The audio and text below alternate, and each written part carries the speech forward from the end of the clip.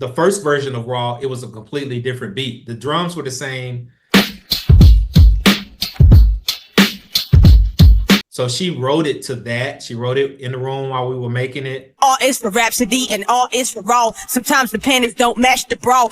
When she did it, she told me, she was like, man, I got to get Wayne on this joint. Oh, baby, you like it raw, me too, baby. But no new babies, that's word to the woo, baby. Yeah, the piano, that's my guy Wooden playing it. Like he plays literally any instrument.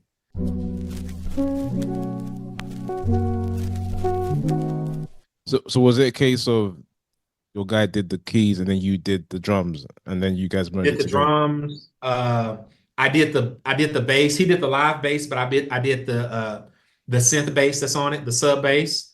On the version you guys hear the section when the beat changes when Rapsody comes in. All is for Rapsody and all is for Raw.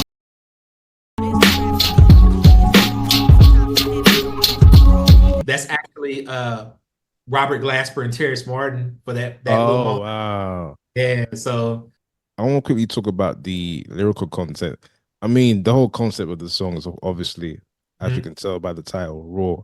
I mean, you look at some of the lyrics like, they nailed me to the cross for being too black and raw. That's that bushy pussy rap they call me picnic phone. Got a mouth full of gold, Beyonce Carter knows they can't break my soul. A million I haven't sold, the truth won't be so. I still be like, so.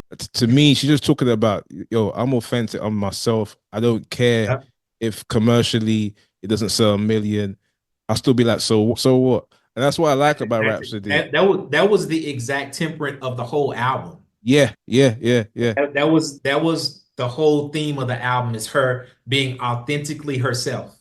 Why isn't this type of hip hop as commercially big as the other women in hip hop that perhaps on the other side of the spectrum, whose music is a bit more sexualized? Not to say there's anything wrong with that type of hip hop, but clearly there isn't a balance. One seems to be more prevalent than the other. Is it because it's not being promoted enough, or there isn't a demand for it? Like, what do you think it is? I think it's basically what you just said. I think it's a combination of what you just said.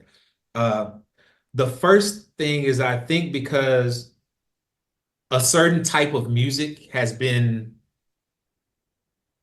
pushed down our throats to at the point to where we subconsciously start thinking that this is what it's supposed to be. And it's not that dope artists like Rapsody doesn't exist, but it's just the fact that they're not put on they're not put in the forefront like a lot of the other artists. Maybe like a month before the record came out, we created another version for it.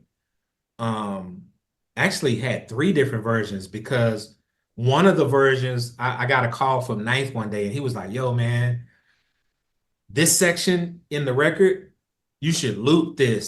And at first I was like, my argument with that was that part of the record, in my personal opinion, I think was special because what part are you talking about? So it's a part that's not in the part that you hear. Yeah, it was another beat that I had went into for the end section. So he was like, man, this part right here, just loop this, and that should be the whole record. But like I was saying, my argument for that was, I think the reason why we think this part is special is because it's not the whole record, because it's a moment of the record. I'm the type of person that always tries things. So we had a version of that with the loop, how Ninth wanted it, but that wind up not making it. We went back to the second version. I think Rapsody is one of the dopest, illest MCs. Even beyond that, just as a person, she's one of the dopest, most respectful, kindest, intelligent human beings that I know. And I know that because when we worked on this album, she came here and stayed for like a month and a half. She was literally in this room right next door to us, writing her raps, and we really got to see like just the type of person she is, the good-hearted person she is.